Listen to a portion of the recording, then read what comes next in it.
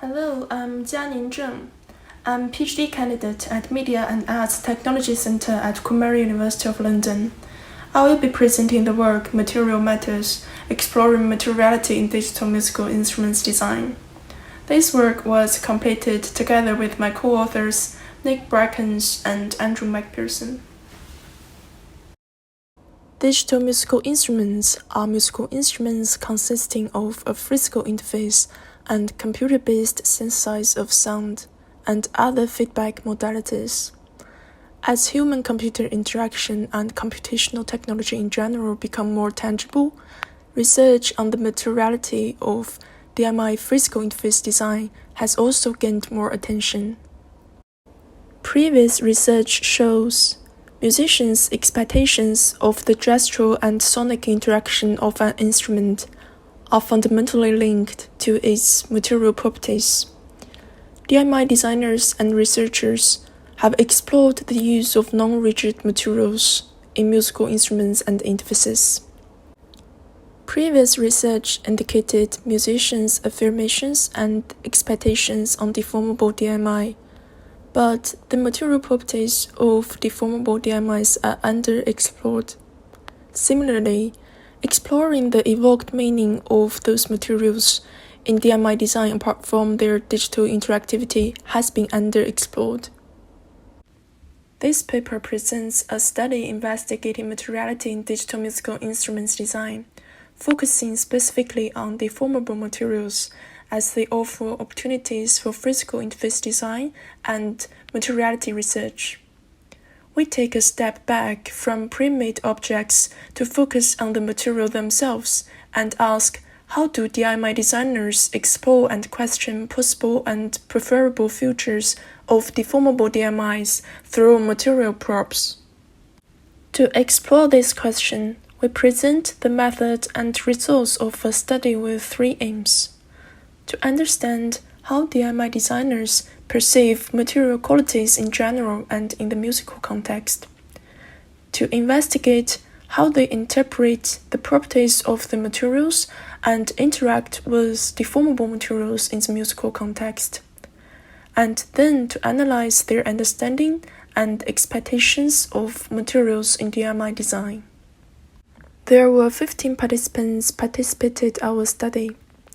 As the study took place during the period of lockdown in which in-person social interaction was heavily restricted, we structured our study to take place remotely, with participants taking part on their own and in their homes. Participants were connected to the facilitator online. Before the study, 12 material samples were sent to participants by post. We made 5 types of non-rigid materials for participants to use in the study, which include fabric, foam in low density, foam in high density, rubber, and copper. The material samples were made in 2 categories: raw materials and constructed material combinations.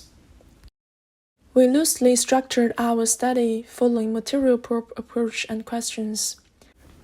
We guided participants to focus on the wholeness of the material in the first part of the study, to explore how they perceive, value, and articulate material qualities of objects from their memories.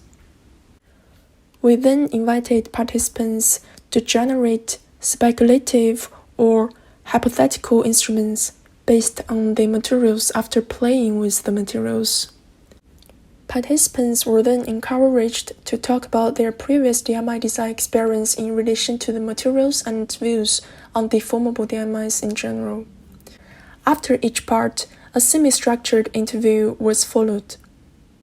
All participants were recruited using academic mailing lists and the researchers' social networks. Participants were recruited in 2 groups. The first group was recruited in China, and the second group was recruited in the UK. Both groups followed the same study methodology as described before. The interviews were conducted in Chinese for Group 1 and in English for Group 2, which allowed participants to express themselves fluently. 5 themes were identified in the thematic analysis of the interview data and the video observations. A list of the themes and code is provided in this table for the reference of coding process. These themes were common in both participant groups. When participants were asked to generate speculative or hypothetical instruments, the most frequently mentioned design thinking approach was based on the material properties. 9 participants commented that the texture and haptic feedback of the material gave them ideas of its control mechanism in music. As expected, different types of materials afforded different types of gestures that corresponded with the material properties. The 3 most common patterns of interaction with different materials appeared: finger-based gestures, hand-based gestures, and body gestures.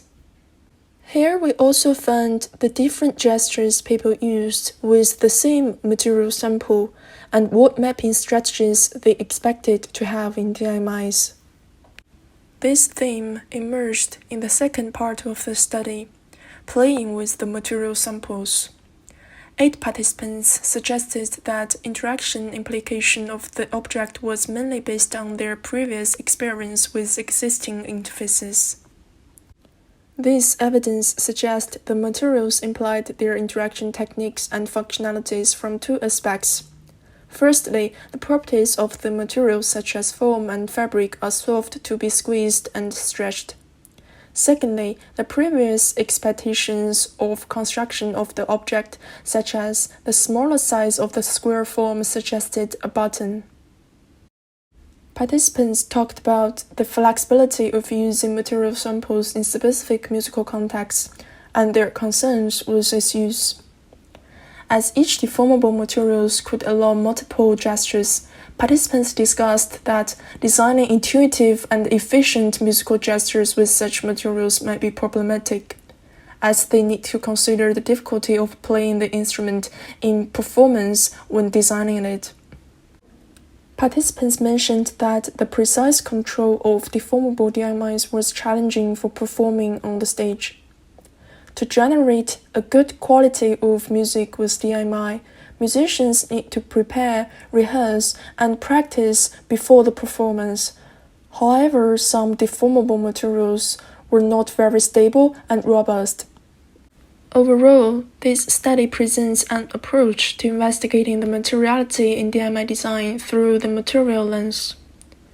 Participants' initial perceptions of the material influence their interpretations of the meaning of the materials, thus influencing their design ideas developed with the materials. Our findings indicate that the unfamiliar materials might help DMI designers to focus their thinking on the materials themselves because they do not fall back on previous experience or focus on the technical constraints. We found that participants from engineering and technical backgrounds were less concerned with how a material would look like in the final piece and more concerned with the technical implementation. When DMI designers consider the actual musical activity when interpreting the materials, there is a potential change in their thinking. One limitation of the study design is that in part 1, participants were invited to talk about their initial ideas of how they imagined the material samples could be used in a musical context, which might put people back into a technical mindset.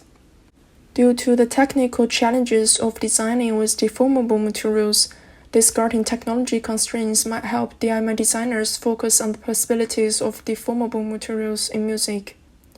Future research needs to explore how DMI designers might take such design decisions and approaches to the implementation phase. This paper reports on a study with 15 digital musical instruments designers investigating the evoked meaning of material properties in musical context beyond their digital interactivity. Our results suggest there is a strong connection between the tactility of an instrument and the imagined sound. We believe there is a great potential for further refining and applying the material exploration approach in digital musical instruments design.